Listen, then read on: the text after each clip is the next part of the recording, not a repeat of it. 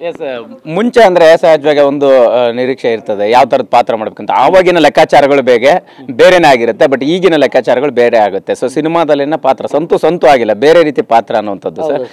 ಅದಕ್ಕೆ ಪೂರಕ ಅಂದ್ರೆ ಕೊಳ್ಳಲ್ಲಿ ಸ್ನೇಹದ ಸಂಕೇತ ಇದೆ, ಸಂತು ಪಂತು. ಅದಕ್ಕೆ ಚೈನ್ ಬೇರೆ ತಗೊಂಡಿದ್ದೀರಾ, ಸೊ ಆ ಸ್ನೇಹದ ಬಗ್ಗೆ ಹೆಂಗೆ ಅಂತ ಅದ್ಯಾರು ಕೊಡ್ತಿದ್ರು?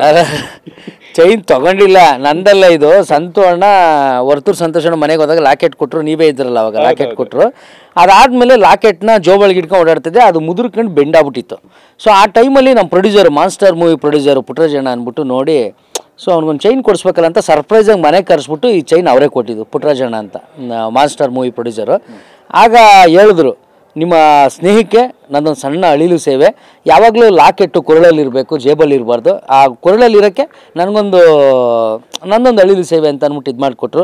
ಖುಷಿ ಆಯಿತು, ನಮ್ಮಿಬ್ಬರು ಸ್ನೇಹ ಗಟ್ಟಿಯಾಗಕ್ಕೆ ಇದೊಂದು ಸಾಕ್ಷಿ ಆಯಿತು. ಇದೇ ಥರ ಸ್ನೇಹ ಸಂಬಂಧ KTM ಸಿನಿಮಾದಲ್ಲೂ ಇದೆ ಸರ್. ಪ್ರಾಣ ಸ್ನೇಹಿತ ಅಂದರೆ ಆ ಒಂದು ಕ್ಯಾರೆಕ್ಟ್ರು ಹೆಂಗೆ ಅಂದ್ರೆ, ಫ್ರೆಂಡ್ ಅಂದರೆ ಆ ಫ್ರೆಂಡ್ ಹತ್ತಿರ ನಾನು ಅಳ್ತೀನಿ, ಆ ಫ್ರೆಂಡ್ ನಕ್ಕರೆ ನಾನು ನಗ್ತೀನಿ, ಅವ್ನ ಕಷ್ಟದಲ್ಲಿ ನಾನು ಭಾಗಿಯಾಗ್ತೀನಿ, ಅವ್ನು ಏನೇ ಮಾಡಿದ್ರು ನಾನು ಅವ್ನ ಜೊತೆಲಿರ್ತೀನಿ. ಆ ಥರ close bonding character sir.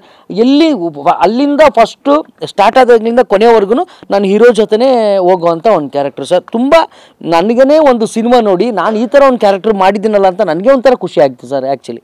Finally ಒಂದು ಕೇಳೋಂಥದ್ದು ಸಹಜವಾಗಿ ಅಂದರೆ ಸಂತೂನ ಕಾಮಿಡಿಯಾಗೆ ನೋಡ್ತಿರ್ತಾರೆ, ನೀವು ಅನ್ಕೊಂಡಿದ್ರಿ ಅಂದರೆ ಒಂದು ಪಾತ್ರ ಕೊಡ್ತಾರೆ ಅಂದರೆ ನನಗೆ ಶಾಕ್ ಕೊಡುವಂಥದ್ದು, ಕಾಮಿಡಿ ಮಾಡೋದು, ನಗ್ಸುವಂಥದ್ದು ಮಾತ್ರ ಇರುತ್ತೆ ಅಂತ. ಬಟ್ ಸಂತು ಒಬ್ಬ ಸಾದಾ ಸಂತು ಆಗಿ ಕಾಣಿಸ್ಕೊಳ್ತಾ ಇದ್ದಾರೆ, ಪಾತ್ರದಲ್ಲಿ ನೋಡಿದ್ರೆ ಗೊತ್ತಾಗುತ್ತೆ. ಸೊ ಆ ಚೇಂಜ್ ಅವರು ಮುಂದೆ ಸಂತು ಲವರ್ ಬಾಯ್ ಆಗಿ ಆಕ್ಟ್ ಮಾಡುವಂತ ಸಿಚುವೇಶನ್ ತಂದ್ಕೊಡುತ್ತಾ ಅಂತ ಹೆಂಗೆ ಅಂತ. ಲವರ್ ಬಾಯಾಗಿ ನಾನು ಆಕ್ಟ್ ಮಾಡ್ಬೋದು, ಆದರೆ ಲವರ್ ಎಲ್ಲಿಂದ ಬರ್ತಾರೆ? ಲವರೇ ಓಡ್ಬಿಡ್ತಾರೆ. ಈ ಲವರ್ ಬಾಯ್ ಕ್ಯಾರೆಕ್ಟರ್ ಎಲ್ಲ ಏನು ನಮಗೇನು ಸೂಟ್ ಆಗಿಲ್ಲ ಸರ್. ನಾವೆಲ್ಲ ಸೈಡ್ ಕಾಮಿಡಿಯನ್ ಮಾಡ್ಕೊಂಡು ಇದ್ಬಿಡ್ತೀವಿ, ನಮ್ಗೆ ಅದೇ ಸಾಕು. ಬಟ್ ಏನಂದರೆ ಸರ್, ನಾವು ಕಾಮಿಡಿಲಿ ನಿರಂತರ ಅಭ್ಯಾಸದಲ್ಲಿ ಇರೋದ್ರಿಂದ ನಮ್ಗೆ ಆ ಥರ ಜೋನರ್ ಸಿನಿಮಾ ಸಿಕ್ಕಿದ್ರೆ ಈಸಿ ಆಗಿಬಿಡುತ್ತೆ. ನಾವಲ್ಲದೆ ಮಾಡೋ ಕ್ಯಾರೆಕ್ಟರ್ ಇದೆ ಗೊತ್ತಾ, ಅದಕ್ಕೆ ನಿರಂತರ ಅಭ್ಯಾಸ ಬೇಕಾಗುತ್ತೆ. ಆಮೇಲೆ ನಾವಾಗೆ ಸೆಟಲ್ಡಾಗಿ ಆ್ಯಕ್ಟ್ ಮಾಡೋದಿದೆಯಲ್ಲ, ಅದು ನಿಜಕ್ಕೂ ಚಾಲೆಂಜು.